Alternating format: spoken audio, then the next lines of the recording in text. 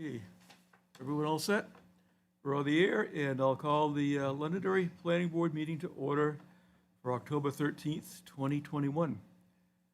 I want to point out for everyone who is here that on the right-hand side of the room, front and back, are exits, and if we need to evacuate for any reason, we ask you to pass through the exit closest to you, go outside, move away from the building, and don't come back into our fire officials have instructed us to do so. I'd like to ask everyone to please rise. We'll pledge allegiance to the American flag. I pledge allegiance to the flag of the United States of America, and to the republic for which it stands, one nation, under God, indivisible, with liberty and justice for all.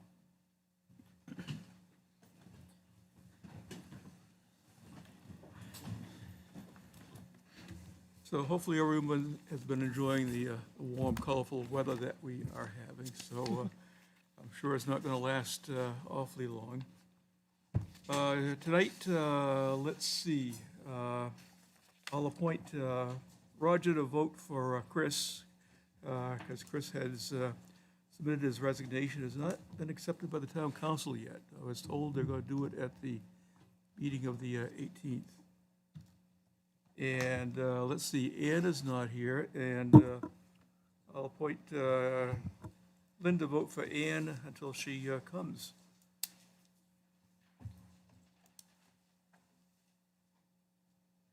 And that gives us 6, 7, 8 voting members. We have a quorum, and we can proceed with our meeting.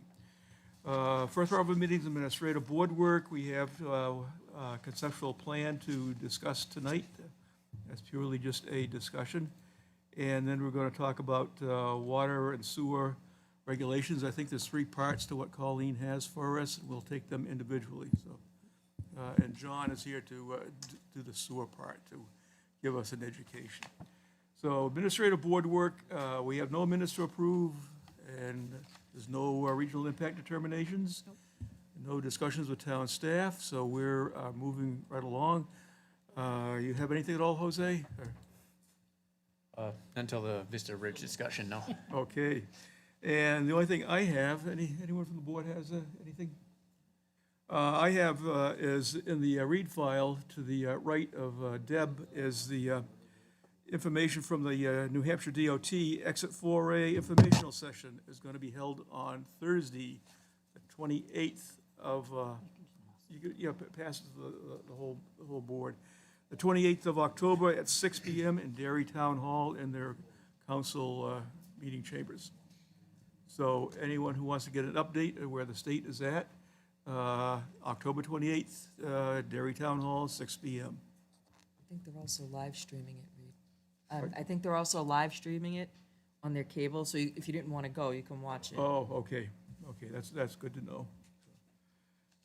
So we'll get to our conceptual discussion. We have a non-binding review and conceptual discussion of a proposed residential development at 171, 175, 179, and 191 Rockingham Road and 71 Perkins Road, tax map 15, lots 51, 59, 60, 60-2, and 64. This is zoned mixed-use commercial. Gene Gagnon is the owner and the applicant. And for the record, Gianni Verani is stepping down from this discussion. And a conceptual discussion, as allowed by statute, is simply a discussion, a back and forth between the applicant and the planning board, and there's no decisions are made. It's just a good, frank discussion. There you go. Okay, and Jason, just identify yourself for our records, and you can do the presentation. All right. Good evening. Jason Lopez, Keach Nordstrom Associates. And with me tonight is the owner of all the properties, Gene Gagnon. So real quick, what we're trying to do is look at a 149-unit townhouse project on multiple pieces of property off Vista Ridge. Vista Ridge is located just west of exit 5 of 93. So the property is currently within the mixed-use commercial zoning district, and there's 11 properties within that zone. 5 of them are owned by Mr. Gagnon, 2 are owned by the state, and there's 4 other entities that own other properties. Of that, there's about 68 acres of land within the MUC zoning district. And Gene owns 47 acres of that, about 69% of the MUC zoning district. He's developing all of it, though. Yes, yep. State owns about 23% of that land area, and then the other 4 landowners make up about 8% of the total MUC zoning district.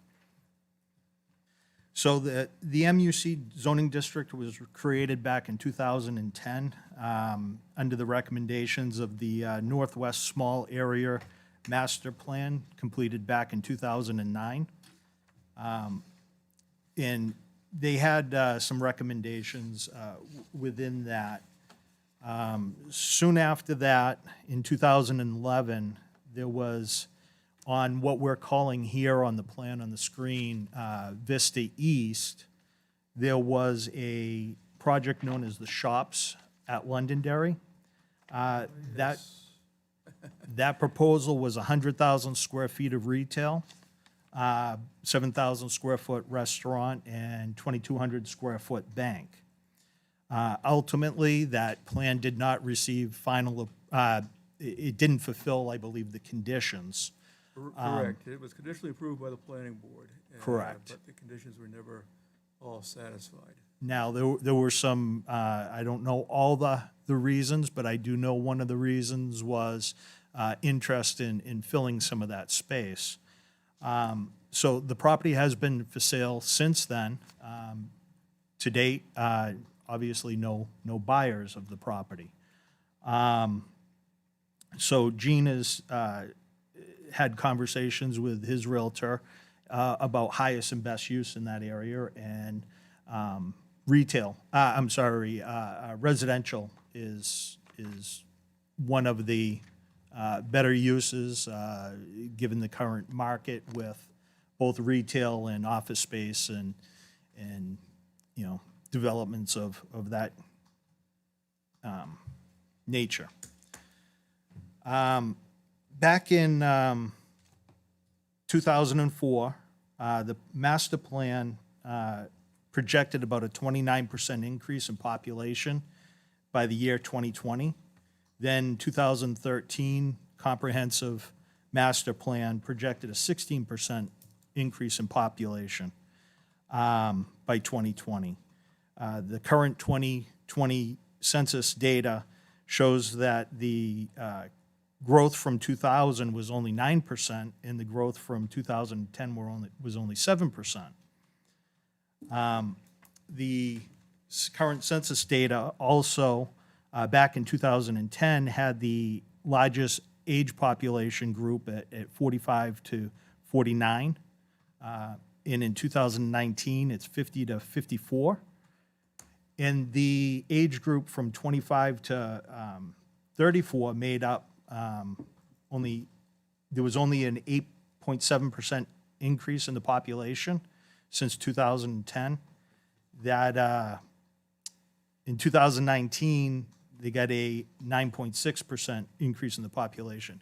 Really, what I'm getting at is there's an aging population in town.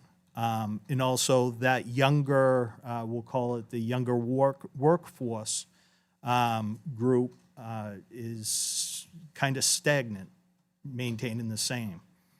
You know, the census data also talks about the average household size in Londonderry of being 2.78 people per house, and 84% of the homes in town are single-family homes.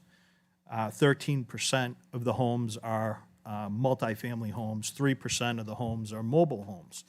So there's a need for multifamily dwellings.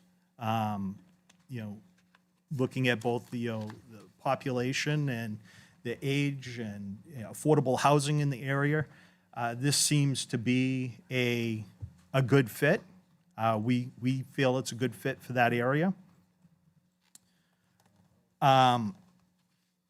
So as I said, the 47 acres, we are looking to put in both east and west, both those projects, with a total of 149 units. Right now, we're looking at the townhomes being somewhere in the range between 1,200 and 1,700 square feet per unit. Each unit will have a garage and arranged in buildings with 5 to 7 units per building. Basically, what we'd be looking at as you drive up Vista Ridge and you look over at the project, you'll see 2 floors. Because of the slope of the land, drive under on the back, so all the parking and roadway would be behind the buildings, drive under in a garage, have a space for parking your car out there. So as you're driving up Vista Ridge, it's going to look like a bunch of, 2-story homes. As you get down into the project on the low side of the road, it would be a full 3 floors, drive under in the basement level would be ground access, and then you'd have your first and second floor. It would look like like a second and third floor. Similar layout on west, up on, call it top of the hill. As you go up Vista Ridge, on your right side, quite a large slope, steep piece of property over there.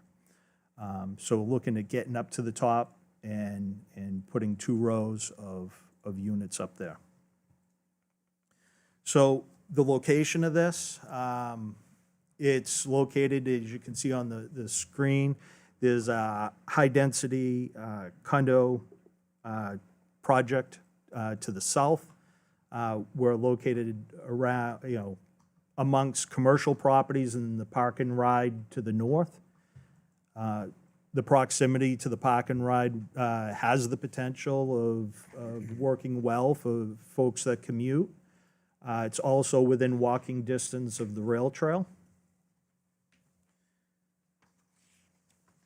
And so before Gene invests a lot of time and energy, money into design, we had met with staff and the recommendation was to come before the board and discuss the conditional use permit. So in order to do the multifamily home in this zone, we need to obtain a conditional use permit.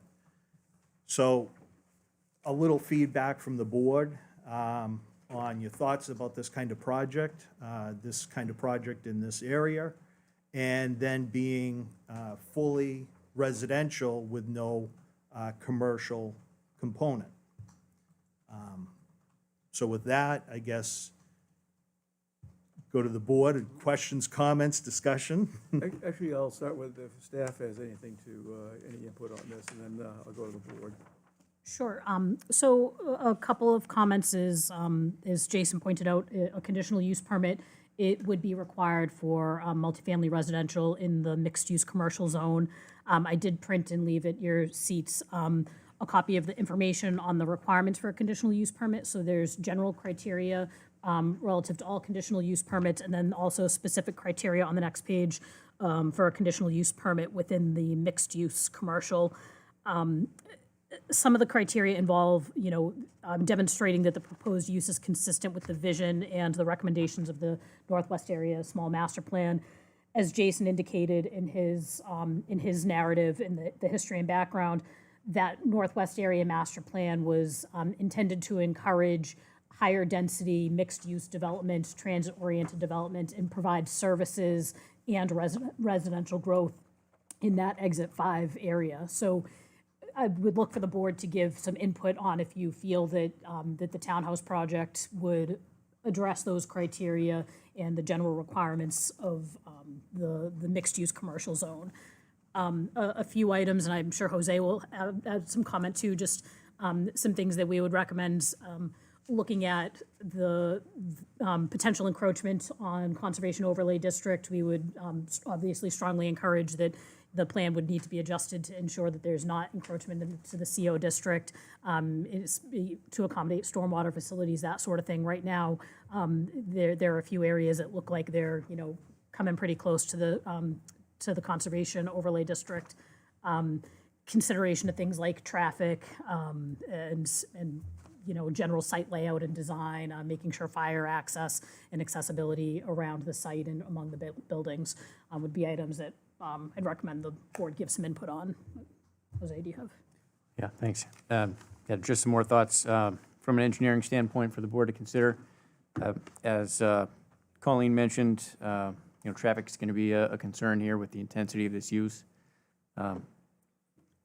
Even if it doesn't trip a full traffic study from an ITE standpoint, the board can consider requiring a full study because of the unique nature of this use being, it's an intense residential use in a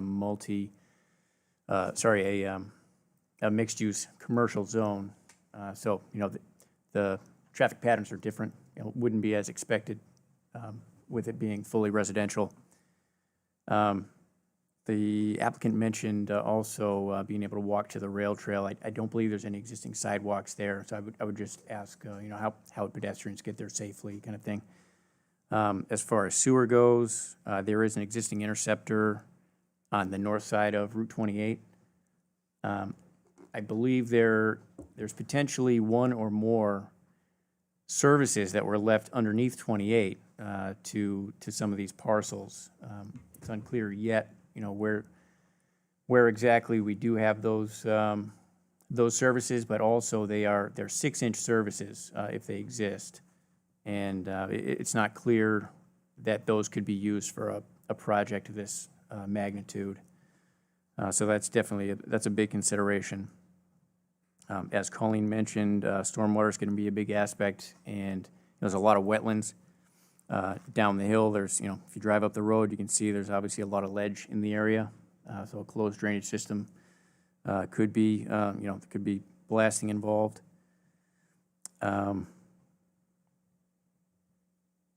There is a town drainage easement in the area that's being shown filled, I guess, and encroached on by some of these units without any. There's no discussion as to what's going to happen there. So the town has flowage rights there; those would need to be maintained.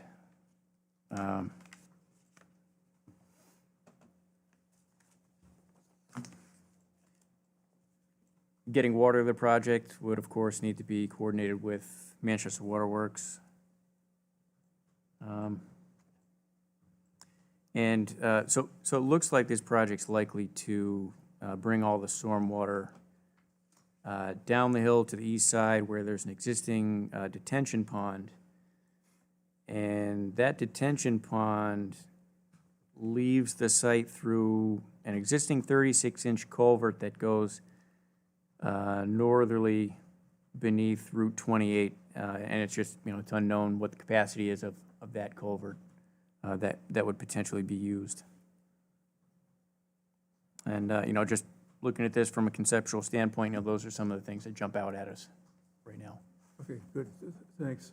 I'll probably just preface with it, the planning board had spent considerable time on this. That goes back to about 2008, 2009, 2010. And the problem was the workforce housing at Wallace Farms at the time brought out the neighborhood in force. And that good part of that group got involved and formed we had a subcommittee that really looked at the master planning in this area. And really what developed is what they had come up with, and that's where Chris Davies first got involved with planning, and because it affected his neighborhood also. I mean, in the meantime, we've had further workforce housing development. There is a big traffic problem. But what the focus of the focus master plan was to look at it as a mixed use. And mixed use is mixing commercial along with residential. And that was the desire of the planning board. And that's why things are written the way they are. That's the intent, because one, we have to serve the motoring public. Exit 5 is perfect for that. That's why you got gasoline stations. I think there's only one restaurant there. And I know when we had Wallace Farms, the people at Vista Ridge were complaining about that, but they also wanted places to eat, places to bank. There was gas, so there was no problem there. But at least to do their business, so that at least to have a little bit of like a village center, and that's what the intent of the whole thing was. And that was the direction that the planning board wanted to pursue with that area. So what I'll do, I'll go through the board, and I'll start with Deb, and give our opinions of it, and knowing what the master plan, I know some of the people here are new since then, but I've lived through it, and I've experienced a lot of angry individuals that, one, they don't want any further development, and two, they're really concerned about traffic. We did a lot of traffic planning in that area, and that's where we are now.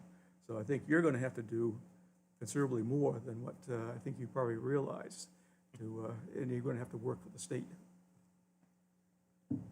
Deb? Okay, thank you, Mr. Chair. Conceptually, I like the idea of mixed use. I wish it was downscaled a little bit. I think you're trying to, shove way too much into the space. I am concerned about the traffic. I am concerned about the runoff into the wetlands. I am concerned about the number of people in the actual population growth with traffic everywhere. I'm not worried about, kids going to school because we have plenty of enrollment's been down. So we have plenty of open space in the schools. I don't know, I do like the idea of the mixed use, the little village. I just wish it could be, Deb, this proposal would be residential townhomes, so there's not a commercial component to this. they're not So- going to put any commercial No, into so this? that's the question for the board is. Okay. If this All would right, be. even still. So personally, I just would like to see less and maybe add that little bit of in the front, more of the tiny little shops, maybe on the first floor, office space, and then the upper levels being apartments. I'm not sure how any of it works. I just think that 190, would you say 194? 90? Totally, 149. 149. I just think if it was just a, not 94 or 95, just a little bit less, making it a little more open space in between houses and in between everything would be nice, because it's hard to really tell.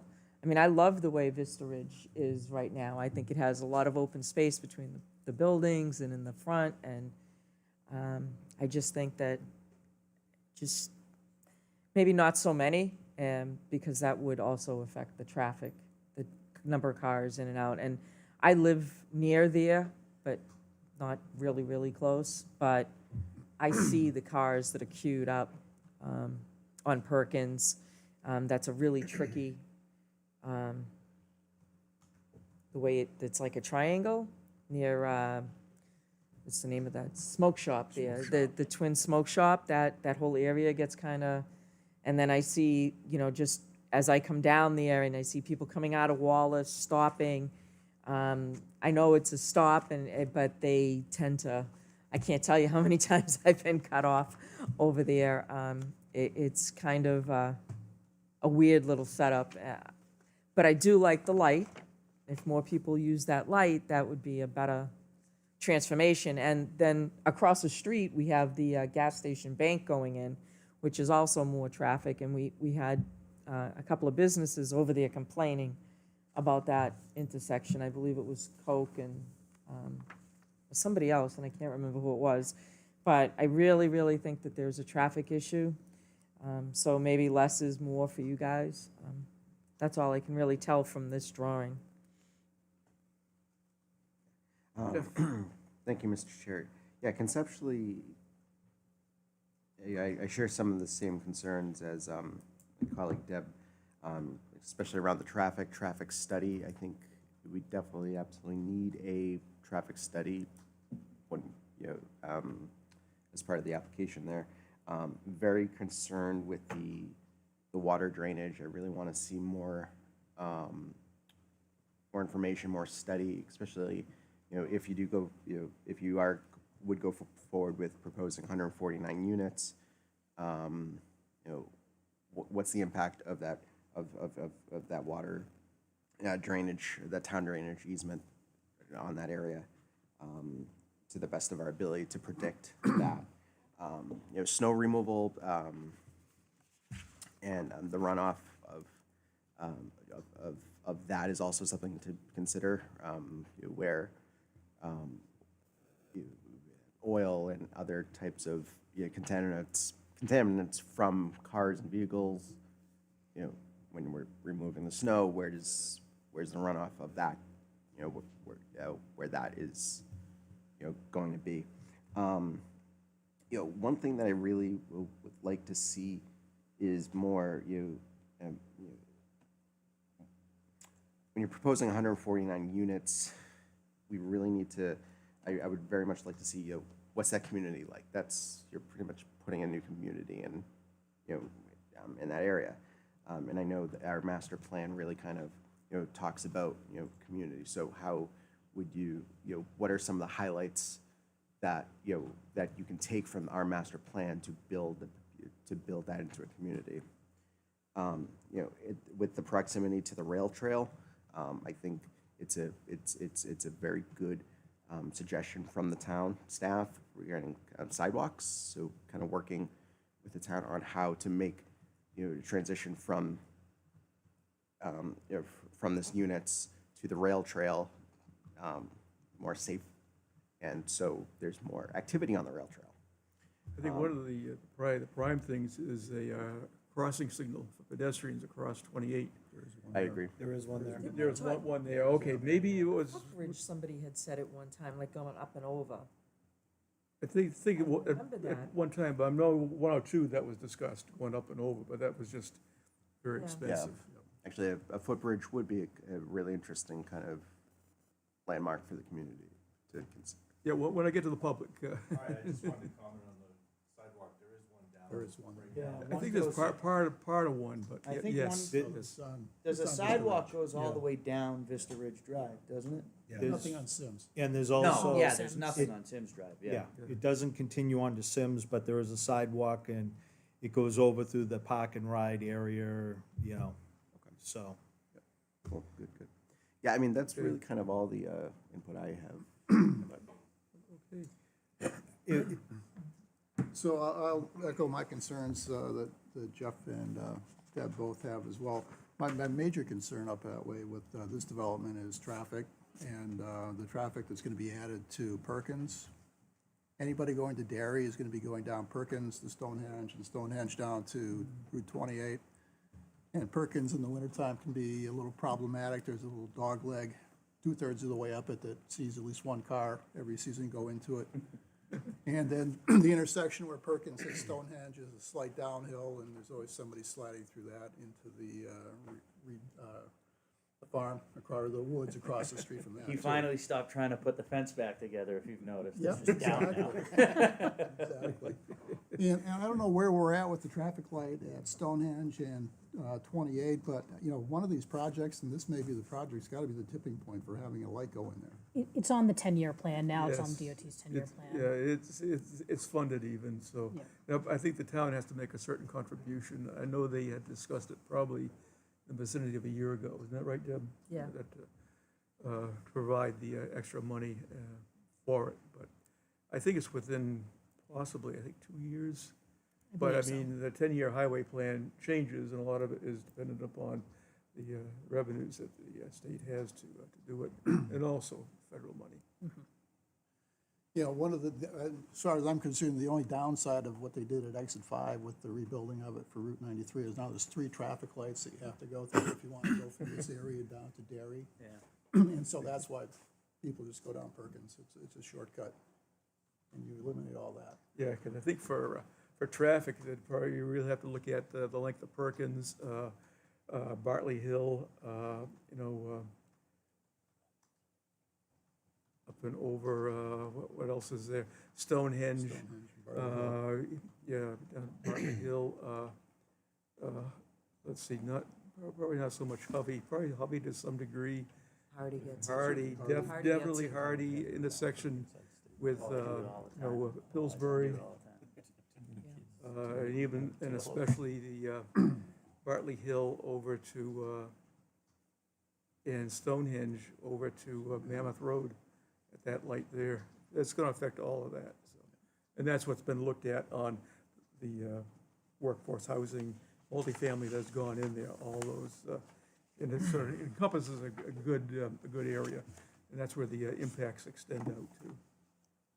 Yeah, in my recollection was when we were looking at more of a commercial type development there, we were anticipating the traffic to be coming off of 93 and off of Route 28 more than coming off through the neighborhood feeder streets as well. So, in full disclosure, I live on Bartley Hill Road, so I live a mile from this development as well. So, I mean, I have a desire to see something nice go in there as well.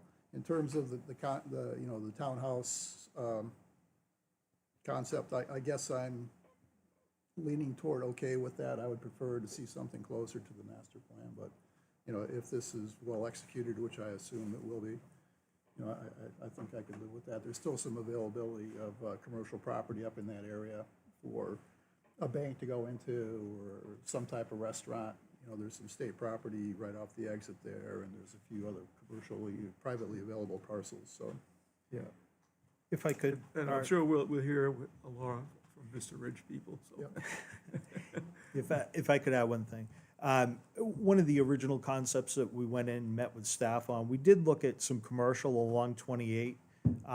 Certainly still could do something like that, add in a commercial component, but that would be a separate and distinct lot that he would then try to market. But if you look along on the plan, kind of that yellowish, greenish color, that's all steep slope over on the east.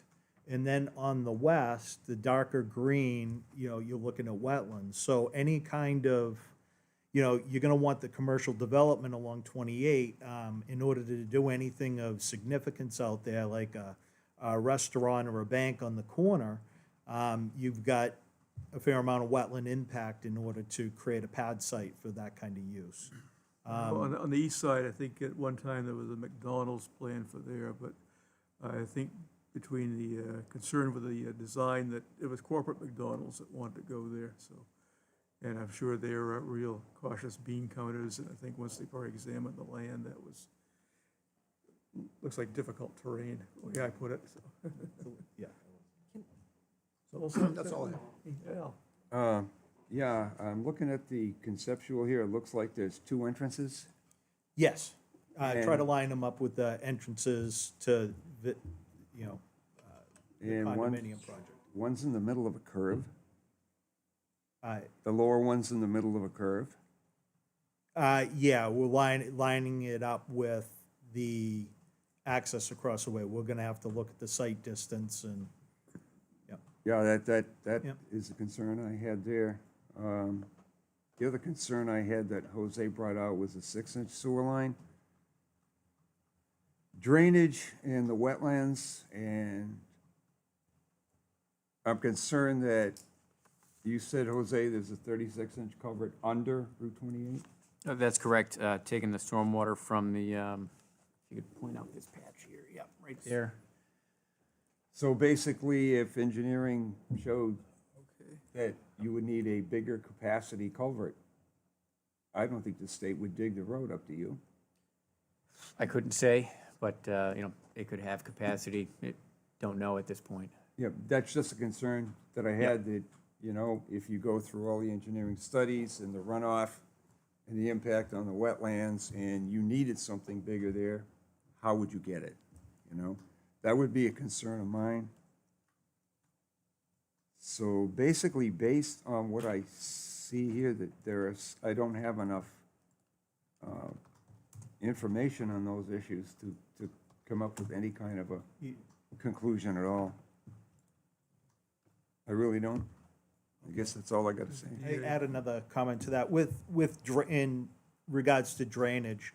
So this project is gonna be well in excess of 100,000 square feet of disturbance, so we're gonna need the state's alteration of terrain permit. So in order to meet the requirements for that, we're gonna have to deal with all the drainage, the peak, pre to post, on site. We're gonna have to meet our groundwater recharge volumes. Basically, in order to get that permit, what's running off today, we will not be able to increase the peak rate of runoff. So if it's a 36-inch pipe today, we're going to have to make the design work so that 36-inch pipe will handle it. So we will have to address all that detention, treatment, and all that to the current AOT standards on site, Okay, and that would affect which, what you build. exactly. So we're gonna have to take a look at that. We're showing a density here as we work through the drainage, and that's part of why we're here tonight, is the cost, the expense to go through the full model and the full engineering. You know, first, we want to make sure that this project is even acceptable to the town in this area. Then, you know, if it's positive tonight, then we'll invest some time and energy into coming up with that full model. That could result in the loss of some units if we just can't deal with all the drainage. You know, we got to deal with the issue of sewer. We've got to deal with the issue of water. Number of items that we've got to dig into a lot more, and we realize that. But before we make that investment, the first thing is, are we doing the right project in the right area? You know? No, that's a good approach. Yeah. With just the two entrances, I wonder what the fire department would have to say about that. But based on the fact that this property's been there for a while and hasn't sold, and as long as it met the requirements, especially with the wetlands and drainage and stuff, I wouldn't have any problem with it if it met the standards. On the wetlands, we are proposing on east, one wetland fill. Small one, yeah, right where the hand is moving.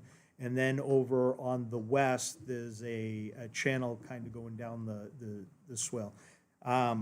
Those two areas, we're looking about 2,900 square feet of wetland impact for, you know, for 149 units. Given the density, that is quite a small area of impact. And as we develop the plan, we'll see how we can reduce or eliminate or, you know, minimize those kinds of impacts. Yeah, and you brought up a good point too, because if you did have to downsize those two buildings right there, you don't have that wetland impact there. If I can get rid of dealing with wetlands, I'm all for it. Okay, thank you. Jason? Yeah, I mean, from I live right near here and I drive by here all the time. And, you know, it's been 10 years and doesn't sound like there's been a whole lot of interest in terms of the commercial portion of it. So, I mean, personally, I would be okay with a residential development there. I do think, you know, personally, I'd like to see it maybe a little less dense, but, you know, and I also think that it may end up increasing commercial there if you have more people that live right in that area. My main concern is the traffic on Perkins Road. You know, as it is, you drive down that strip heading towards 93, and I don't know how many times I've seen somebody cut off 3 cars that are about to go onto the highway, trying to get onto Perkins Road because they're trying to avoid the light right there. And now you're talking about adding a couple hundred more people that are going to have very similar thoughts. You know, that Perkins Road intersection is already pretty nasty, especially around rush hour. And I think a lot of people would head down that way to avoid that light, which is going to get a lot more backed up with this number of units all trying to turn onto it. So that to me would be the big concern is that intersection and the little strip of Perkins Road right there. Roger? I'd like to see this property put to good use. I see that across the street, which is across Rockingham, we do have you know, a bank there coming in anyways and that sort of thing. If you have people walking across, they're gonna push the light and back up traffic. You know, the two people come and hold up traffic. So I would be very much looking for a footbridge somewhere across that. And that would eliminate a lot of what I consider traffic problems, because I see them all over. And you would, with these extra people, somebody will find a place to put in a store or retail organizations, buy out Subway and build that into a bigger area. So yeah, I'm for it. And from what you say, you're going to work to get this property in active use and comply with all the regulations. So I'm for it because you've said that. And I never go down Perkins Road because I don't like it. If I'm on that road, I stay right on Rockingham. It gets me right to Derry. You know, maybe I'm not there during heavy peak traffic because I'm old and travel at other hours. But I fly right through. So, but I do know it is a traffic jam. You know, on holidays you see everything. But then again, everything you go to today is a traffic jam during peak hours. You know, it's not like Boston, where you can spend a half an hour and go 1 mile, but it is for up here. But we got our own traffic problems Yes. here, so. Not getting better. That's all I have to say is good luck. Jake? Colleen, do you know how many units are in Vista Ridge, by chance? 240? I'm hearing 200. 240. 240? 360, like 364? Approximately 364 and a half. And Wallace Farm. Oh, Wallace is 240. Is that what? Yeah, Wallace is 240. Wallace is 240. Yeah, 244, I think, for Wallace Farms. They're not built out yet, are they? They're not completely Yeah, built they out still yet. have a ways to go over there. You know, I think the biggest issue in it is certainly traffic. Before the meeting started, we were talking about Vista Ridge itself is very nice. It's landscaped nice. It seems to be a clean community. And it's interesting. It's up on a hill, but you can't see it from 28. So it's kind of tucked away there. I feel like it's a little too big, given the numbers that we just heard, 364 and 240. 240 and growing. But, you know, I don't think it's a terrible idea. I think it just might be a little too much in one spot in terms of density. I would have to have the same concerns of traffic as everybody else. I do live not too far up the street, so I do know what Perkins Road is like, because I'm on it every day. And it's really more of that Perkins and Stonehenge intersection that I'd be more worried about.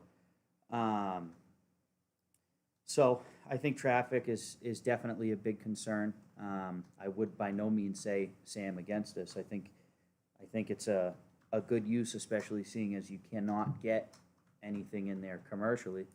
I just think it's a little bit too much in one spot. You know, I don't know how we could maybe reduce that a little bit, or, you know, I don't know what the breakdown of the units are here, but if you did Vista West and 1, 2, 3, 4, 5, 6 buildings from the top down, you know, and got rid of the stuff that goes around the curve, and that other one that's kind of tucked down to, I think that's the pump station or something all the way down there. You know, what does that do to the size of the development? Does it make it a little bit more reasonable? But my biggest concern, like I said, would be traffic. I like the way they're getting them set up where when you're on Vista Ridge Drive there, you're not really looking at the entire townhouse. I think aesthetically it would be very pleasing. So traffic's my biggest concern and just the general size of it, but, you know, I think it's a good use for what you're trying to have done there.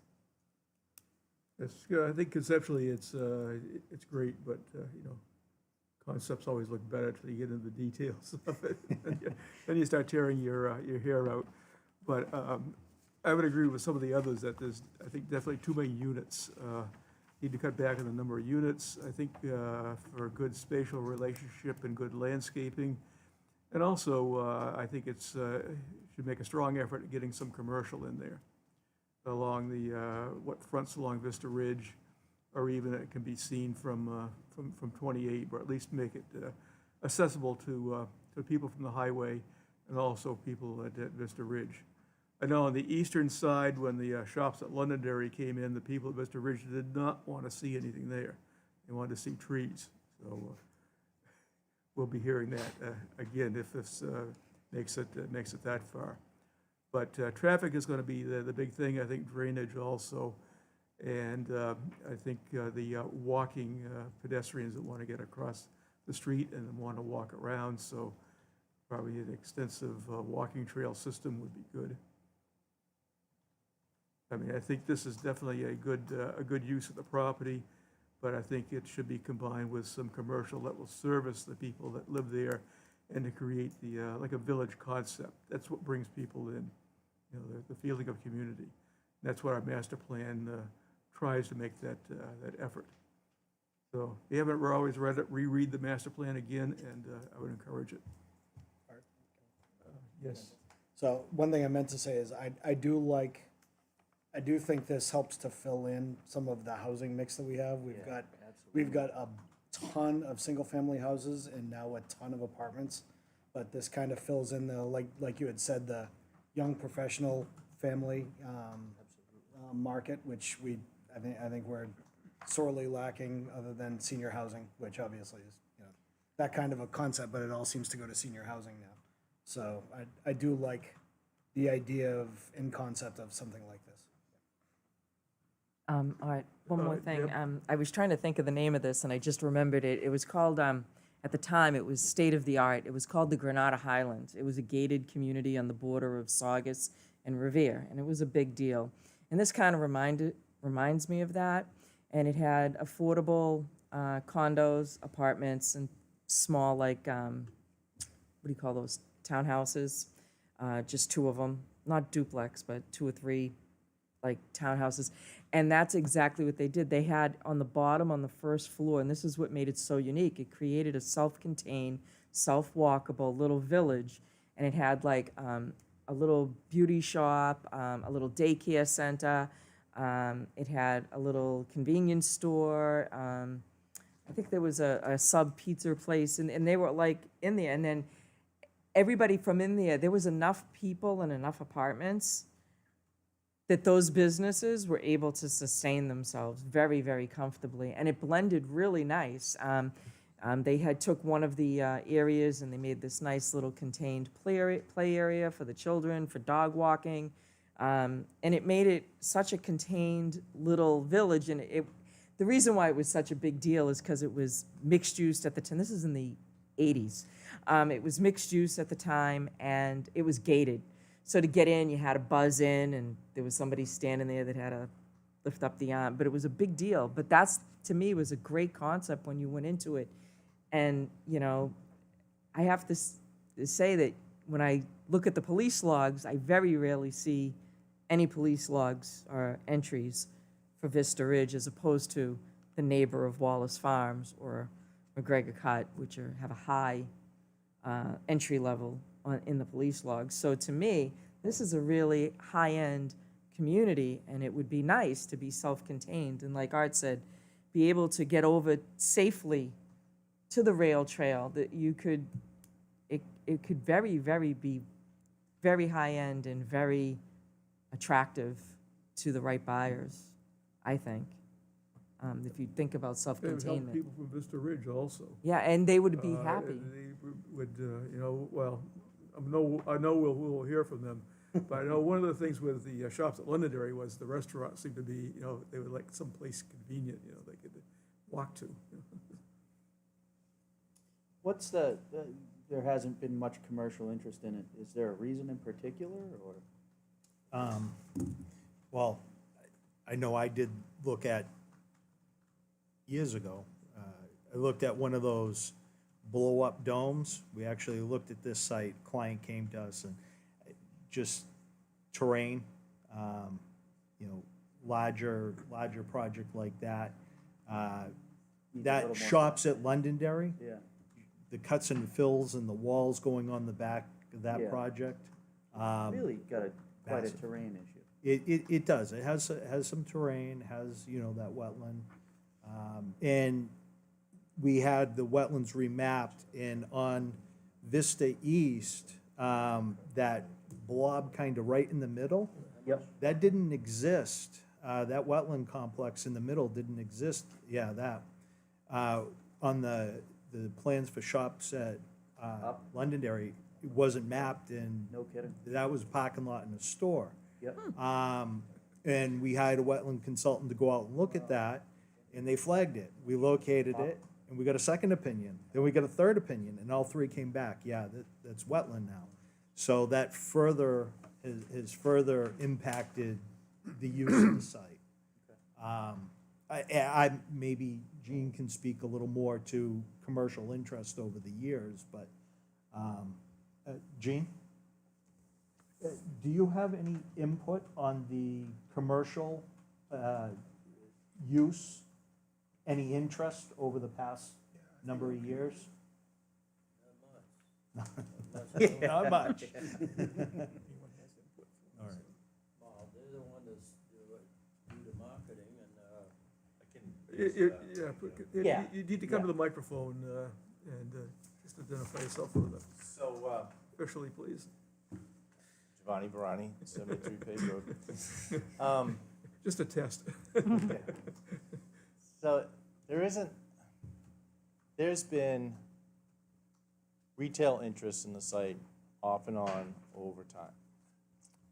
When Home Depot came in, there was an interest for BJ, is it BG's that went to the Exit 10 site? I know what you're Yeah. talking about. Yeah, Yeah. BJ's.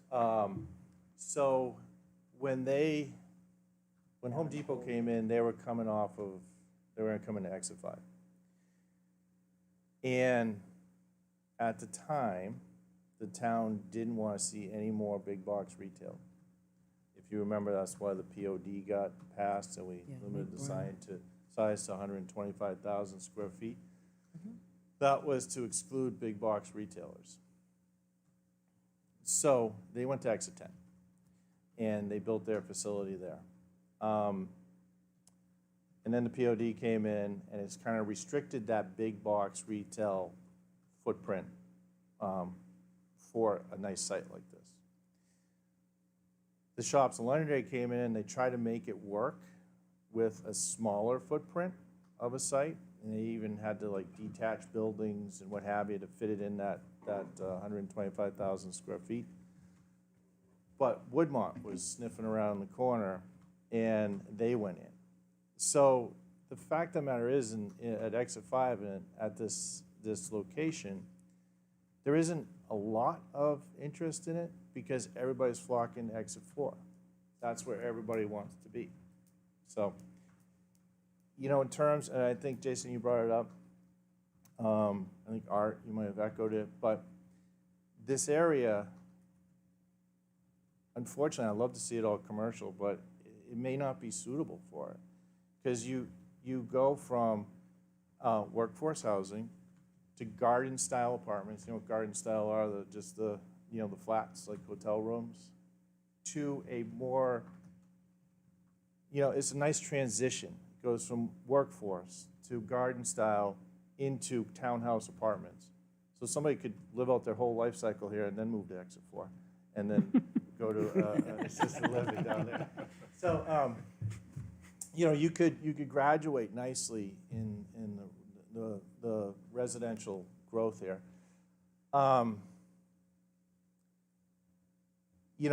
There's a marketplace for housing.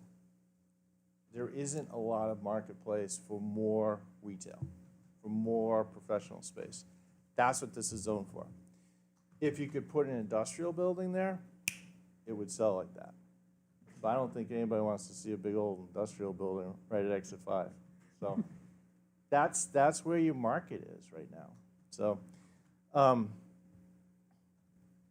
If you. Deb, I heard that, you know, if we mixed in, I heard actually a lot, mix in some commercial. I think they'd be more than happy to do that. But some of those townhouses, I think you were actually stating it, like, you'd probably want to put your retail on the first floor and have your, you know, some more, a different type of residential above it. Right. So maybe those would be a little bit more garden style Yeah. with some retail down a lower level. If you guys are good with that in one building, that type of mixed development. So, Yeah, because if you were to introduce a hair salon or something underneath it, it would essentially go from a townhouse to more of what's across the street of a garden-style apartment, correct? but I think that's what they're looking for. Yeah. They're looking for some direction as to Workout how to center. mix in that commercial. I mean. Yeah, you could, you know, be on the first floor, and then, you know, the, you know, condos or apartments or whatever up above there, and, The other thing you could do is you could pull off those corners right in the actual corner right there. You could make those into some sort of commercial use, retain them for commercial use. But you wouldn't want your commercial traffic, I think, you wouldn't want your commercial traffic flowing through the residential traffic into to the get community. to the retail. So Correct. you'd have to be okay with having some sort of access before you get to that other, you know, drive, which I think is where the town wanted all the access points to be further down Vista Ridge Road, so. So with the inside, what is that, Vista East, oops, sorry. Would that, how would that work out if you were to put something more commercial or store-like in there? Because you're saying from the Vista Ridge Road side of things, you're only looking at 2 stories, so, you know, you wouldn't be seeing that bottom floor. Yeah, that's a huge hill. That's what I'm, goes like this. logistically, how would that, So- you know, people would not even necessarily Know it's notice there. that it's there without putting up a lot of signage and. So I know, like, when the Shops Leonard came through, the folks from Vista Ridge didn't want to see that developed out to its, you know, allowed use, because they didn't want to see rooftops down there. we even, like, the height as they went up the hill got lower. Yeah. So trying to keep the trees above the roof line so the people from Vista Ridge would still see the trees, or, we're trying to make that effort. That was Yeah, exactly. But one thing is that there's a pretty steep cut there, and you probably would be at Vista Ridge, you'd probably be looking right over those townhouses anyhow. Yeah. But just so you know, that is quite the grade Yeah. change between the 2 facilities. And from what I understood last time is that they'd rather see residential development there than more retail. So I don't know, you know, you're trying to chase the tail of the Yeah, dog my all the way concern would be, around the you know, place. mood how- changes all the time, you know. Yeah, so- I know. All right. My concern would be how well would a business really do there? You I know, know what granted that it's I know what kind you're of, saying. it's like hidden. I think there's gonna be specific uses that would actually enjoy having the 360 units at Vista, the townhouse style apartments there. You Yep. know, so it might create its own marketplace. Yeah, Kinda like what Deb was saying, that yep, everybody will go down there and grab a bite to eat or what have you. yep. I think But it maybe did- you're right, I don't know. The key, you have to Yeah, Deb remember has a little on bit more to those. say. I just had a question. You were talking about the rooftops, right? And that they could see them and they wanted to see green. I mean, you could think of garden-style rooftops, which is very in right now. I mean, having, you know, people to be able to have their own little gardens on the rooftops. And this way, when you look across, what you're gonna see is a nice So garden-type once we get area. the walking bridge in, the garden style. I'm just giving you ideas. I just say it's It'd be like gorgeous. one- But $1 million townhouse is perfect. I'm not trying to be mean. I'm just. density. If I By can, the way, can only be 200 if I grand. can just kind of get some Think you could get the money clarification for the applicant. So right now, the proposal is looking at, this would be just residential townhomes. I'm hearing some discussion about possibly some members wanting to see a retail component on the first floor with residential above, but I'm also hearing concerns that that may not be financially feasible. I'm also hearing, or may not be realistic for a retailer to sustain itself. I'm also hearing potential of reserve kind of these pads on the corner of 28 for retail and then allow residential. So I'm hearing a lot of different things from the board members. So if we can give a little bit of direction on if just a straight residential use for these townhomes, if you feel that that's consistent with the master plan and it's something that would seem reasonable for a conditional use permit, we know they have a lot of engineering and design to do, or would you like to see that there really be some sort of a commercial component definitely worked into this site, or reserve some portion of this for commercial in the future if there's an area of the site that's suitable for that? I think, just back to traffic, I'd be curious what everybody thinks on this. If we had it residential and then added a commercial aspect to it, now we're not only bringing the people that live there, we're bringing more traffic there. So my concern would be, what's that gonna do to the other surrounding areas? Would we be better off seeing residential? But I'm not sure. So. It's a tough question, Roger. If you have small retail, even small, like shops, hairdressing, convenience store and everything, no matter what you say, you need extra parking for those shops, because people drive their cars. They stop on the way home, they do this. So if you want it, to work, and I know, I worked in retail for many years, you gotta have parking space extra, not, so if you've got enough parking here for just residents, 2 cars per, you're gonna look at 10 cars per each place, even a small shop, 15 by 80 or whatever. It used to be 20 by 100 was a shop. And you got, in order to generate enough money, you've got to have enough customers turning over. You need parking spaces. Well, So that's, go ahead. So knowing Gene is the landowner, but he's also a developer, and he builds residential homes. And if I'm wrong on this, He'll tell Phil, you. let me, yeah, he doesn't develop commercial properties. So what, I guess my advice to Gene or direction to him would be, if there needs to be a commercial component, to have some out parcels, because, to develop residential buildings, townhomes, and then have space that may or may not be filled, how long does the commercial, does it take to fill those spaces? He's not a commercial developer. If he was a commercial developer, there would already be commercial buildings sitting on this property. He's a residential developer.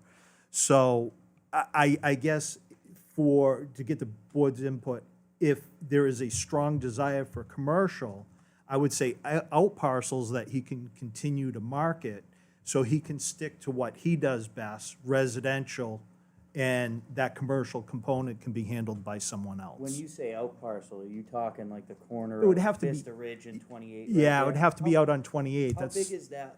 How big is that lot? That, actually, I was, Gianni knows, I think. That parcel right there is about 3/4 of an acre. so it's really not even, And when you were talking about McDonald's, when they were going in there, and I don't know if all the traffic concerns are post-construction and expansion of what the highway did, or what what you're seeing right now, because when that plan was coming in, they didn't have all the improvements that they had here. So keep that in mind.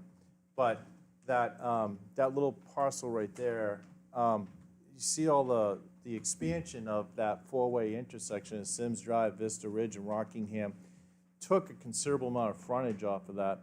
So McDonald's couldn't configure out how to get their site on Yeah, it. And then they 3/4 of an sold it to acre. Wendy's that didn't want to build it, yeah. at 3/4 of an acre, what can you even do with it? So even though it's a. Well, And you're of in that, a Manchester, third- you could build probably a 50-unit building on it. So, You did a quick job. Yeah.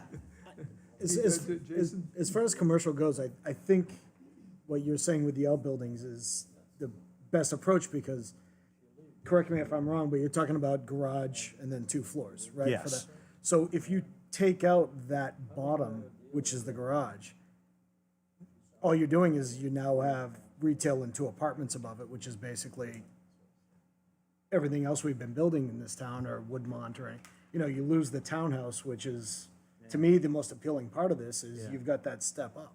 So if you put commercial on the bottom and then just a couple apartments above, you're just talking about apartments again.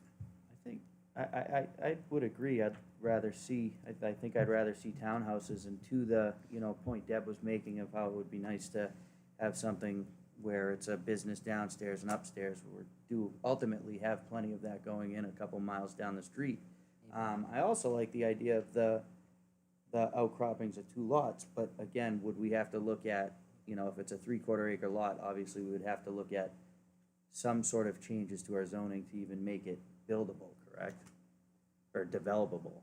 No, if it's an existing lot of record, but I think that in order to make that like, you would almost need to eliminate some residential units and allocate and create, here's a larger lot at To the make the corner. lot Yes. itself To make bigger. it, something. What I, Come up the hill a little more. That's, the access would need to be off Vista Ridge, Vista. so. so it's- that's but something I Then it's did. another driveway on Vista, it's, Yeah. It would be so much land work to try to build something in there on 3/4 of an acre. It would never be feasible. What I did is one of the concepts, I can't remember exactly, it was like 4.5 acres. I was creating a larger out parcel on that corner, only on east, not west, because the grades and terrain on west, you'd have to blast it to create a pad site. So in my view, it didn't make a lot of sense. But certainly not trying to work within that existing parcel. You would have to expand that. But again, our recent wetland flagging is brought in, you know, the best retail commercial space on that property is right along 28. That's where the business is going to want to be for that visibility. There's going to be significant wetland impact in order to, not wetland, elimination, in order to be able to develop anything of, you know, significance on that. Yeah. So you would essentially, but the lot itself would get bigger, which would, you know, I think Correct. we've all discussed or stated that, maybe not all of us, but we feel like there's a lot of homes there. So if that lot was getting bigger, that's gonna ultimately reduce the number of homes. Decreases the You know, density. Maybe Yeah. it brings it closer to 100 from 150 type thing, you know? Yeah, 'cause I think the only place for commercial is really Vista Ridge at the, you know, closest to 28. And I can see where you don't want traffic, commercial traffic mixing with residential traffic. It's very confusing.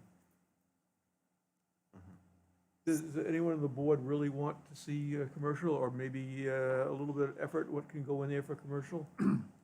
If anything, I'd rather see that, you know, that one lot be something commercial, but nothing mixed into But the nothing mixed in townhouses with- themselves, I agree. you know? Yeah, I'll go along with that. Yeah, I agree.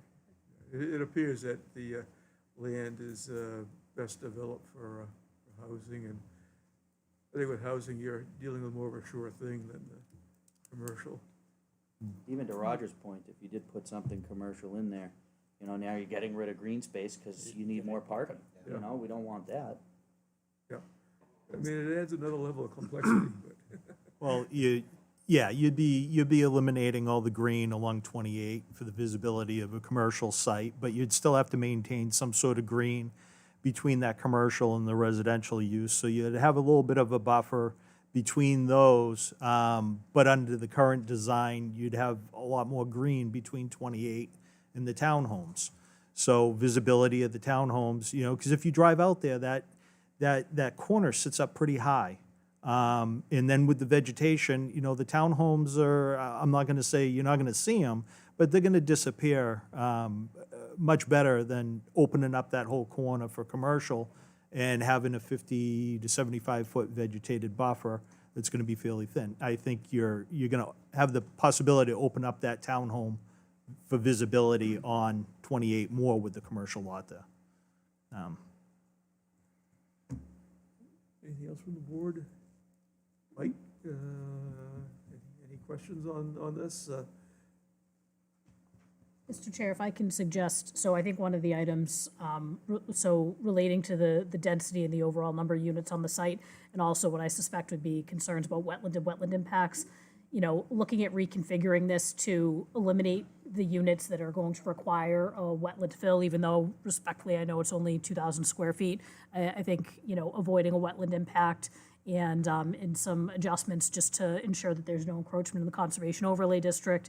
Those types of things will result in eliminating some of the units, will preserve some of the wetland and wetland buffers, and may achieve the balance that I think I'm hearing that the board wants to see with the overall number of units and density. So I think that might be something for you to look at.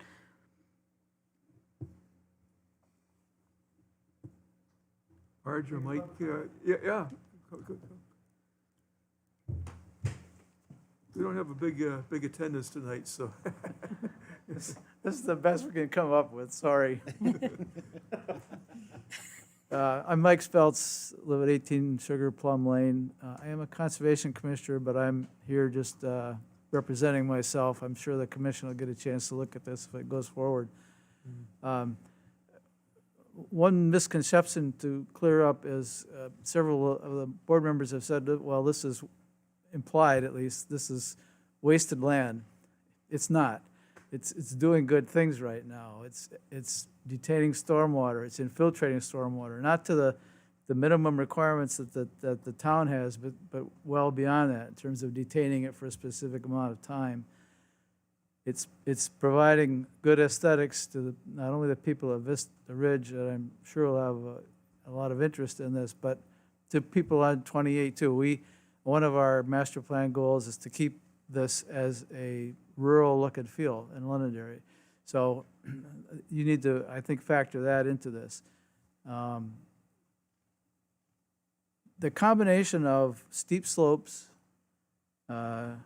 shallow depth to bedrock, shallow depth to groundwater means that I think this is going to be a real engineering challenge.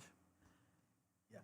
There's going to be an overwhelming urge to try to get some relief in terms of waivers to the site plan regulations, and perhaps even waivers to the zoning ordinance. I would urge the board, since we're starting with a clean slate here, to not compromise on the standards that we have in place. And if that means fewer units, holding the buffers, all of them, then that's what you ought to do if you really want these units. I personally believe that the Northwest Master Plan had it right. I think that this is an ideal spot to do mixed-use development. This may not fit that exactly, but then maybe we need to find a developer who is willing to take this on the way it's zoned. So that's, you have to make that decision. Do you really want to abandon your goal of having a mixed-use transit-oriented development at Exit 5? To me, it was a visionary goal, and I hope you think twice before you abandon it. That's all I have. Thank you, Mr. Chairman. Okay, thanks, Mike. Anyone else? I should ask any questions of us. Do you have any questions for the board? I don't. No? Okay. All right. I think, Yeah, I think the words that Mike said are, you should listen to. yeah. All right. Right now, I think I'm all set. We've got a little bit to go back and talk about and see how we want to proceed. Yep, and work diligently with town staff, please. Yeah, will do. All right. Okay, All right. Thank you very much for your time. you're welcome. I think this is a start. I mean, there's a lot of back and forth, which is the intent of it, so. We all learned something.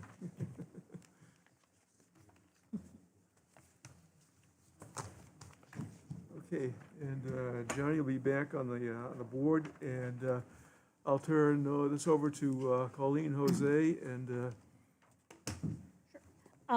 So tonight we're going to focus on, and so we've had a lot of discussions on some different aspects of regulations and zoning relating to water. Tonight, we're gonna go back to that discussion about the water main and requiring extension or connection to a water main for certain subdivisions, creating a number of units, number of lots relating to the distance they are from the water main.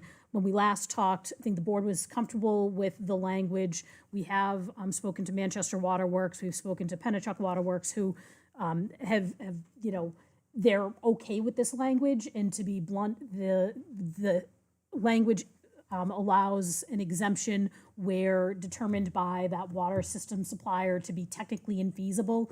We've all kind of said, well, nothing's technically infeasible. You can do anything, it's just how much money is it gonna cost to do it? So we know that that's, but the utilities we spoke with were comfortable with the language, but we do recognize the fact that anything, it could technically be done if it's the financial cost of connecting or extending a municipal water line, that's where it would be a waiver from that section. And so if technically they could not connect, or the water utility could not provide water to a site that would be required, then that's not a waiver, that would be exempt. But if it was just that the developer was saying, hey, it's gonna cost too much money for me to do this, so we know that that's the case. So we've discussed this language, this is what we had over the summer, so we haven't changed. What I would like to do is go ahead with posting this language for a public hearing for the amendment to the site plan and subdivision regulations.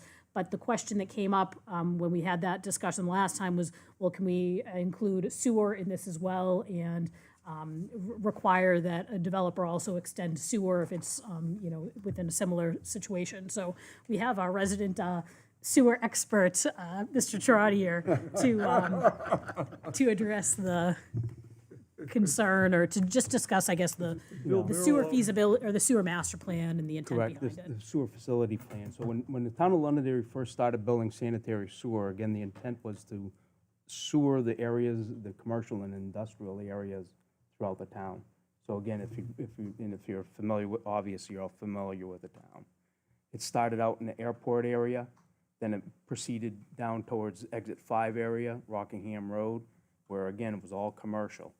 So again, and that's how the construction of all the sanitary sewer started. On the south end of town, again, it was still the same deal, where it proceeded, there's a force main that goes beneath Route 93 to the Charleston Pump Station. Then that sewer headed north up Gilchrist Road to 102, again, servicing all commercial entities out there. The sewer facilities plan, again, it predates me, and it goes back to the first one was, I believe, was like 1970. And it was never really intended to sewer residential areas in town. The town of Londonderry, again, their average lot size is between 1.5 to 2 acres in size. With those size lots, on-site septic, it was determined back then, and we still feel that way in our facilities plan that we're currently working on to update. There's plenty of land to build an on-site septic, and there's still plenty of land to replace that septic if that septic system should fail. We're not aware of anybody. The only areas that we're aware of that's distressed right now is like the areas of Winding Pond. So again, some of our South London area interceptors that we've recently built that go up the services Apple Tree Mall that we built 2 years ago. That, again, the intention would be in the future that Winding Pond area could tie into that.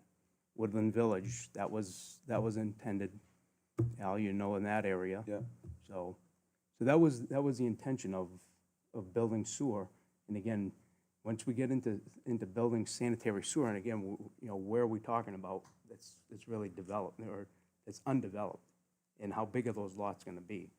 And then we get into the other infrastructure, the cost of the pump stations, maintenance of those lines. And again, it was always just intended really for commercial and industrial areas. I remember back in well, it was probably back in the 70s when it started, the sewer commission Yeah, And the intent was because the town did inherit the Grenier Field, the old air base. And the creaky system there, which would always be a myriad of problems. And I know one of the mains went underneath the 1735 runway. correct. And it was always problematic. And I remember Bill Merrill threatening to tear up the runway to fix the sewer. Yeah. But the promotion, and this was from the Board of Selectmen at the time also, is to promote industrial growth. And that's why it expanded mostly in the northern part of town at first, finally down 28. And then Route 102 was to the south of 102, but was to provide cleanup for the Tinkham site. And Yeah. that was, went to the dairy sewer system. Everything in the north part of town goes to Manchester Waterworks, and Londonderry owns a percentage of Manchester Waterworks. Correct. And also, we own a percentage of dairy, and with the cleanup of Tinkham, we increased the size of what we are a part of the dairy sewer system, so at least we could have, commercial development besides the cleanup of the Tinkham site. Yeah. So And if it again, wasn't for the Tinkham site, there probably wouldn't have ever been a sewer there. correct. There wasn't the demand for it. And it takes demand, and really, commercial, industrial enterprises have the wherewithal to, put sewers in. Yeah, and we. That's where the money comes from, is really them. We recently updated our intermunicipal agreement with the town of Derry, so now we're at about 2.9 million gallons a day is what we were allotted. Now, we finally came to an agreement that they will only allow us 500,000 gallons a day. So on the south end of town, we're kind of limited. We've Yeah. had things in our facilities plan, looking at distressed areas that we foresee, and in some of those areas, we have to rethink it. We're not gonna have the capacity out there now, again, on the south end of town. Plus, The the north- dairy sewer systems run out of room. They can't expand anymore, so. Correct. The north end of town, again, we have 3 million gallons a day that we've, 4 million gallons a day from the city of Manchester. So that's what, per our intermunicipal agreement, we pay for it. We're part of the wastewater treatment facility up there. So any of the upgrades and whatnot, where the town of Londonderry, Goffstown, Bedford, and city of Manchester, we all contribute to the improvements and the upkeep of that facility. I know one battle we had with Manchester back, I think it was late 80s, that Manchester wanted something, and they allowed no more expansion of sewer. And it hit all the towns surrounding Manchester that used the sewer system. So we had to renegotiate the intermunicipal agreement with them. There's been several renegotiations of the intermunicipal agreement, and I know the latest, I think, goes back quite a few years now. I guess my biggest question, if I can ask John? Yeah. So John, so when something like a Century Village, right? Their sewer starts failing and starts leaching out, and there's a pond there, and I know that they're an association, but I mean, there becomes issues that other people who aren't part of the association feel the outcome of bad plumbing, or I'm not even sure how it all works, but basically there's leach fields are leaching, and they always have trouble with either drinking water, septic issues. I mean, I can't tell you how many people I talk to in there who have had some sort of issue consistently. So like, I guess my questions are, whose responsibility? How do we make sure that when we're putting in bigger developments like this, that sort of situation doesn't happen? Do you know what I mean? Like, Yep. so that the development that we just saw, making sure that, they have adequate, beyond adequate sewer and waters. I mean, I know this is a hard question to answer, but I guess that's one of my bigger concerns, is these bigger developments, not so much the single house on the acre lot Yeah. but the bigger guys, the Well, apartments. So again, just getting back to your original question, Deb, as far as, who's responsible for all that? In the association, they should have bylaws that require if there's, Can we enforce We- them to do something about it? I So- mean, Some of those, and I think that what we've learned is from those, older developments where there has been a lack of education and understanding in what needs to be done for maintenance and operations. So we have now been requiring that written into, the Cross Farm Association documents, how often is a septic system supposed to be pumped, kind of including maintenance of that and not everybody reads the association documents, but we've had a policy now of including that because we've felt for a long time that, maintenance of stormwater facilities and things, people just tend to forget about it. Maintenance of septic systems is the same thing. So we do what we can as a town to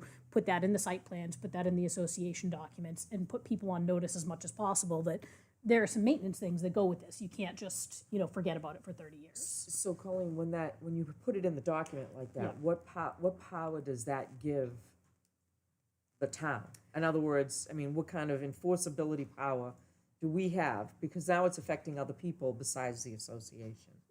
Often written into the documents is specific that it gives the town authority on, and I can't speak specifically to Cross Farm or to different developments, but it's the same as if we have an age-restricted development or a workforce development, written into there gives the town the authority to enforce those covenants and restrictions. So it would be similar language that allows the town to enforce.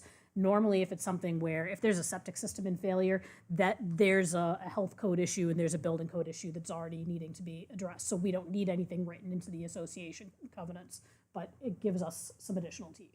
my experience in that lately though too, Deb, is again, some of these 55 and older communities where they do have a board, those people that are, have been associated with those boards, again, my experience, they've been reaching out to me, saying, we don't understand this, can you give us, can you explain it to them? I tell them, you know what, I work for you, I work for 28,000 people, the way I look at it, and I'll give you my opinion, and, but ultimately, it's your, and I find that most of the people that's why they're on those boards, because they do care. Right, right. I just know that, I hate to keep singling it out, that the biggest complaints I've heard has been Century Village with water and sewer problems. A separate but somewhat related, that Pierce was in from DES, or was here electronically, virtually last month to discuss aquifer protection and also discuss the source water protection grants. We are looking at pursuing a source water protection grant that right now the thought is to do a septic risk assessment, basically. So looking at areas of town where if there are septic systems that are more likely to be in failure and have a potential to contribute, have an impact on water supply. That's a source water supply, and there are particular areas of town we'd be focusing on. But that is something that was highlighted in the water resource management plan, and we're going to be pursuing a grant to look at that type of thing. So still pending, but that's the No, direction. but that's a it looks like we're positive going step in the right direction. So- and So that's a I'm good thing. I'm kind of coming, and I know that we have a lot of different discussions and things around water resources, and I'm trying to keep them sort of separated, so that way we're not overcomplicating by the discussion on different items, but wanted to, since the question came up on the sewer and the connection, have that discussion here and see what we can move forward with, but make the board aware that, and those watching at home, that there are a lot of other discussions and, progress kind of going on behind the scenes in terms of, water resources in general. So. And getting back to what, the hearing that you just heard about the 147 units, again, he wouldn't get that density if he wasn't on municipal sewer. Yeah. So it's a double-edged sword. Right, but we're limited to how many we can, now that we've got that number, we're limited to how many we can connect, correct? I don't How follow much your more question. water can get, how much more waste can be pushed into Derry? Well, again, Would he on go the to south, Manchester? on the south end, he's gonna go to Manchester. He's gonna go to Manchester. He's on the north end of town. This sorry. building, this complex goes to Manchester. Anything south of here goes to Derry. Okay. But again, that majority of that is Route 102. That's where that sewer goes. Yeah, because once the line came down Mammoth Road, in Correct. essence, it opened up Mammoth Road for multifamily even, because they could connect right to sewer. Correct. So again, it's a double-edged sword. Yep. So, Mr. Chair? Yeah, So I think what you're saying is that when you expand, if you were to expand sewer out throughout the town, your density could be much greater because you have a 60-acre lot, you take out for slopes, correct me if I'm wrong, take out for slopes, roadways, wetlands, and then your minimum lot criteria is just an acre when you're on sewer, right? Correct. Yeah, so you can fully, as opposed to saying, I need a 4-acre lot because your receivable soils Correct. need that to support the septic system. Yep. So, you know, you will get more density as you expand water and sewer throughout the town. Which, I'm in But part. don't you need both, John? You would need both. Well, John and Yes, John. yeah. You would need both. Yeah, You couldn't do it with just one. I mean, Correct. the density, so if they put water throughout the town, right, just because of whatever, and they don't put sewer, this density still wouldn't be intensified, So- correct? You're limited by Yes. what you have for sewer capacity. Yeah. Okay. That's why cities are so dense, because they get water and sewer, so it's. Yep. And it's all right there too. It's gridded, you know, you look at Manchester, right? It's just chop, chop, and they can service a lot of areas. Here, you know, from this complex all the way to Plaza 28, or we call it, where the pump station is up by Bachman's, yeah. We call that Plaza 28, that pump station. It's a pretty significant pump station. It's a ways from here. Yeah. Yes, that handles Mammoth Road and 28. Correct. And then it pumps uphill, then it flows down to Yep. Manchester. Correct. John, I have another question for John. When you do, if you were to put in sewer, doesn't it make sense to also put this water in at the same time? If there is water available. Because you're expanding it all, yeah. But again, we do not operate the water. Town of Londonderry does not operate the water, so it's either Manchester Water or Pennachuck, or in the area of Exit 4, it's Derry. It's dairy. So again, yeah, it makes sense, you know. Yeah, more the road they can reconstruct, better off we are. Roger? We have an issue, the water line and the sewer line has to be 6 feet apart or something. Correct. So it really isn't just as easy to, you know, because, Yeah, it can't be in the same trench, or it's gonna be vertically different. There's a separation. Correct. yeah. And the other thing, didn't we pass an ordinance here about noise, sight of, and smells? If your neighbor is making something in his yard and it's causing you a problem. I know it was here, I just can't think of what it was, but it was, we did an ordinance. We were talking about trailers. Whether it's became an ordinance or not, I don't know. Are you talking about the portable storage structures? No, not just in general, we had a thing that said if something is obnoxious with either Like sight or sound, smell. sight, I think Roger's talking about maybe a failed septic system. Well, that's what I'm talking about now. If it fails and you can smell it, and it's smelling up your neighborhood, Yeah, those then you- people are responsible for fixing it financially and effectively. Yep. And goes back to the septic system that fails. Bill systems on Old Dairy Road, is, you know, they need to repair it. Plain Yes. and simple. There's no sanitary sewer out there. That's, You know, the health officer goes out there and says, you need to fix it. but, so we don't need to make another ordinance to do that. No, It's no. right there, yeah. Yeah, it's a health issue. If a system in Century Village fails, is it required to hook up to what would be the public service that's there? or You're no? not within 100 feet of the municipal sewer. So that's where, we have an ordinance that requires that. Any other questions on sewer? Go I ahead. have one. On what Deb was saying, though, what's the, I get it, there's civil, there's, you know, but what is ultimately, if the person says, I don't have the money to fix it, what are you gonna do? How do you enforce it? Well, I believe there's a finding mechanism. Yeah, that goes through code enforcement, and there would be fines, so it would be a notification and fines for them not fixing or addressing the situation. The cease and desist, and then the court. So you eventually take their house and pay for I mean, I don't know, yeah. No, it's to your point, though, that, what ultimately is your enforcement? You can sue Well, that's somebody all just day it. long. Some of the people's septic was failing in Century Village, and some of the people's wasn't. And it became like a big bone of contention within the, Within their Century Village is association. multiple associations, isn't it? I don't Isn't it? know. I think I there's just 2 know or that 3 residents associations. contacted me and like, what do we do? And I'm like, you gotta talk to your association. If you have a septic system that's just for you on your property, that's one thing. But if you're in an association where they have collective, maybe everybody on 2 streets, runs into one, the association essentially is responsible for that. I mean, it's, Yeah, the ultimate enforcement, I guess, would have to ask our attorney. I think that's what ended up happening, is one group went after the other group within the complex. But I know there's various squabbles that have occurred with some of the associations. Okay. Thank So you, John. if the board's okay with the water, the changes to the site and subdivision regulations relating to water, what I'd suggest is I'll go ahead and schedule a public hearing and post this.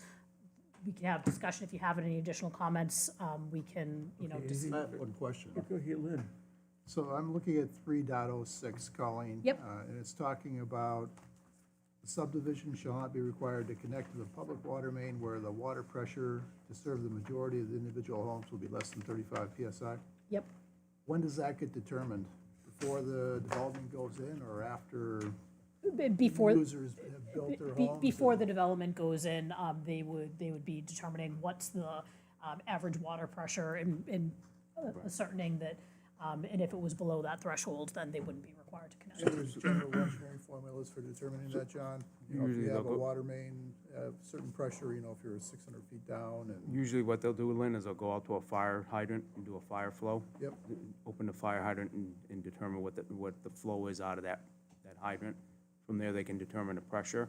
Then again, then they work kind of back asswards.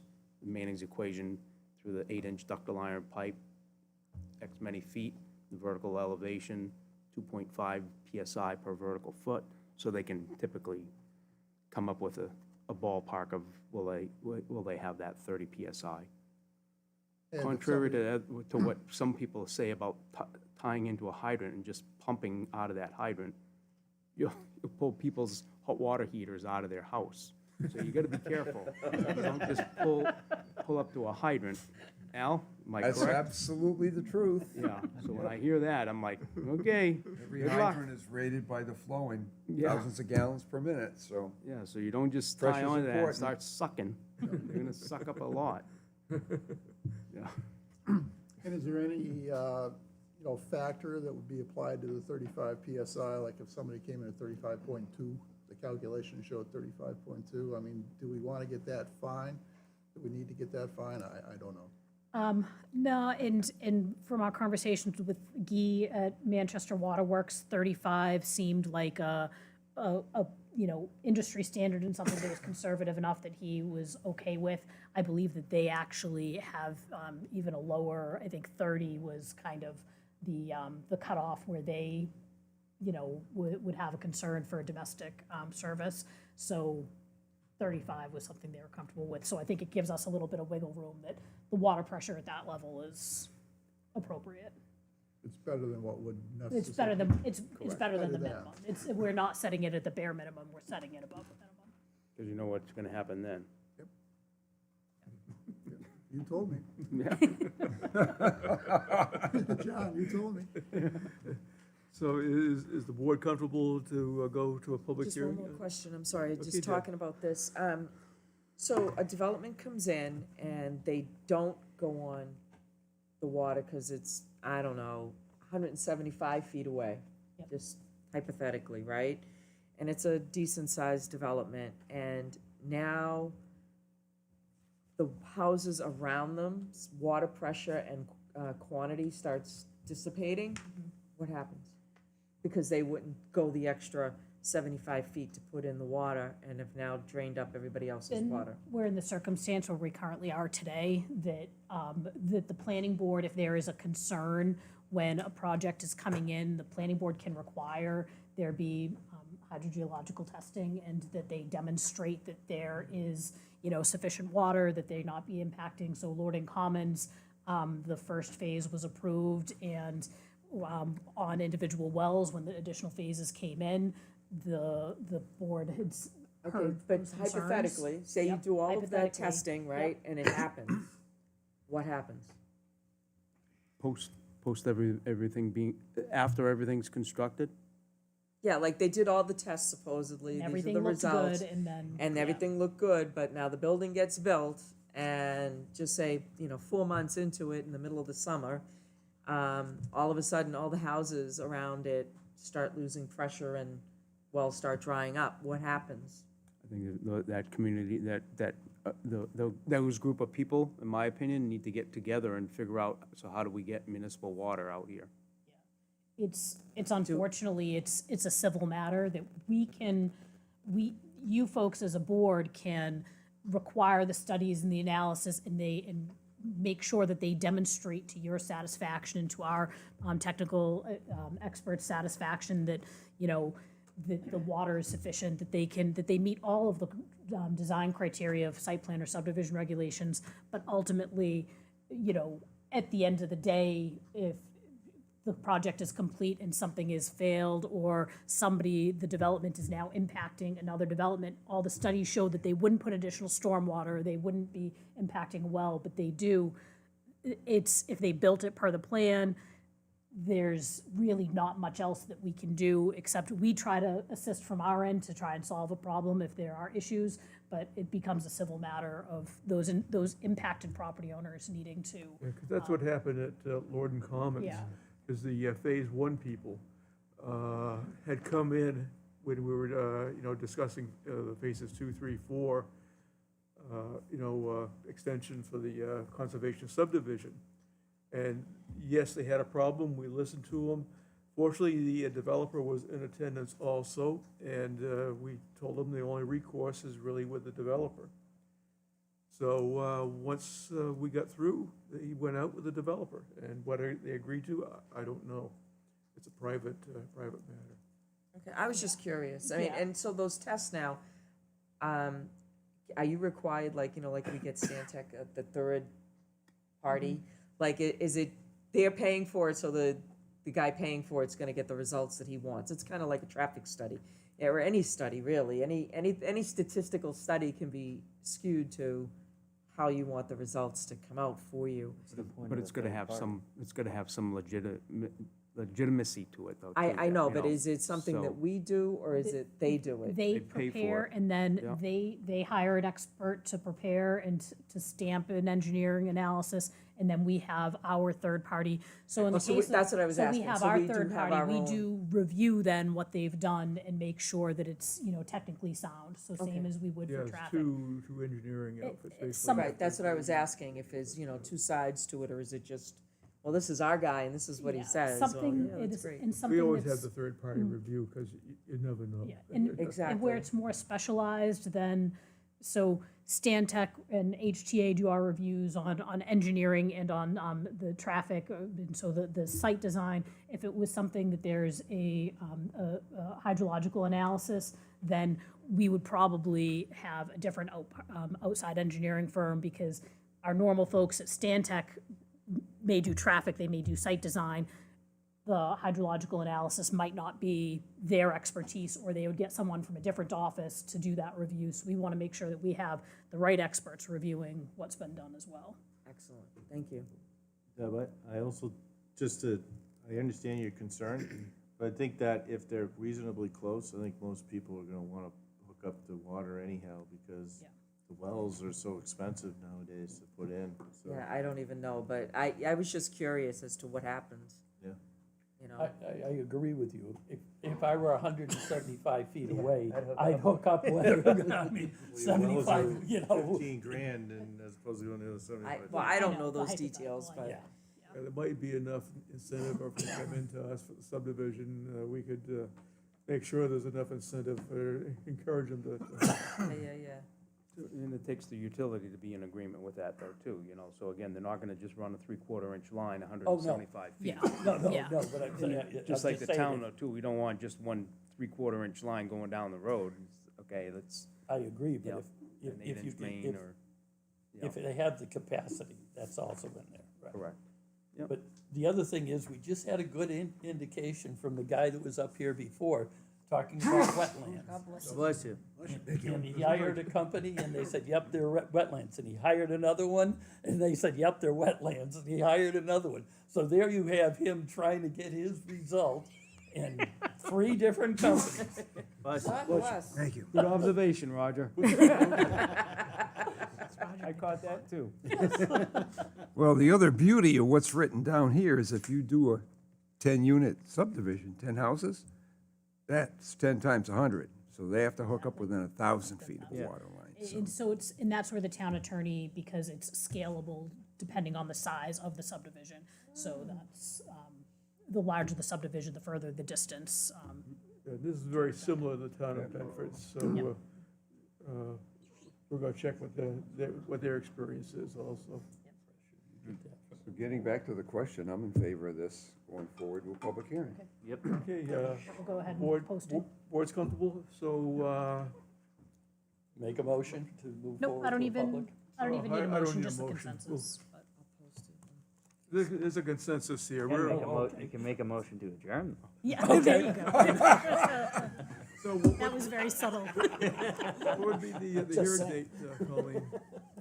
I haven't looked at the calendar in November yet. This will probably be on our second November, so we'll do it at the November work second is session. absolutely. Second meeting in Can I get a second? November. Okay, November 10th. November 10th, thank you. Hey, John, if those 4 million gallons were allotted, how much do we use a day? I think we're 2.5. Okay, thank you. Okay, do we have any other business? The only one other thing I'd like to bring up, and John was at the meeting, was at the safety committee meeting. An issue came up with signs. Traffic Safety Committee. Traffic safety, sorry. It came up, issue came up with signage, speed signs in, what was it Crosswalk? At Lorden Commons. The half of the road was the town, and half of the road was the developer, and there was an issue with them not putting up the signs or stating what the, So what it is, one of the residents on Keller is complaining about people speeding. So they wanted the town to put up speed limit signs. Well, again, our design criteria for roads in London area is 35 miles per hour. So right now, if we were to put up a speed limit sign, it would have to be 35 miles per hour. Again, depending on, again, you got idiots out there, Jake, so I'll leave it at that. So one of the recommendations is possibly when subdivisions are approved, putting the onus on the developer to post the speed limit sign. That way, the sign is posted from day one, basically. So it's just similar to having a stop sign and the stop bar at the, Yeah, because at they're the gonna have to put intersection. those things up too, so. Correct. But now, the only other thing though, too, Deb, remember, again, there's gonna be, it's being put forward to to town-wide 30 mile 30 mile an mile per hour hour speed limit design on the speed. town roads, correct. except for where posted, like on Michael's Way, which Is private. Woodmont owns, and they can put their own, Yeah, Yeah. And then they own the state roads roads. would not be. we right, wouldn't- state and, I guess, private roads, right? Correct, Private, yeah. so, but the other ones not, but it's something that I guess we weren't really thinking about when we were doing like site plan stuff, and Yep. we should really add it to it Yep. from the Something get-go, so. Mentally, yeah, it's like having a stop sign, you know. yeah. Yeah. ba- Yeah. ba- yeah, back in He's the, got it on his. I think it was he's got it on his early radar now. 80s, the speed limit was 25. All the signs around here were 25. So that was when I was first on the Board of Selectmen, and we realized that where the traffic tickets go and everything is Derry District Court. And Derry recognizes minimum state speed limit is 35 miles an hour. That's what the court recognizes. So it was, Null and void. signs were, so everything got changed to 35. Now it's some are 30 and so forth. But still, the minimum speed limit in the state is 35 miles an hour. So when you go to Derry District Court with your ticket, they have to prove that you're at 46 miles an hour because they give 10 plus 1 over the limit of 35. So that's, So, yeah, say that, so if the speed limit was 30, but you were doing I gotta save 38, so much money in high school. yes. But the thing is that they can give a warning out, So if you're going, let's say, 36 miles an hour, they can give a warning. Or like even if the sign here says 30, they could give a sign that you take it to Derry District Court, they're gonna have another opinion, so. Yeah. Well, that was all. I just wanted to make sure that the board and that Colleen was aware of that conversation, just because. There's all sorts of affects things this board. with speed limits, and it's a psychological thing. If you lower the speed limit, everyone's gonna travel slow. No. High Range Road, if you aren't doing 50, you get parade behind you. So, Yeah, flash with high beams. anything else to come before the board? Motion to adjourn, Mr. Chairman. Second. Second by Roger. All those in favor of adjournment, signify by saying aye. Aye. We're adjourned. Thank you, everyone.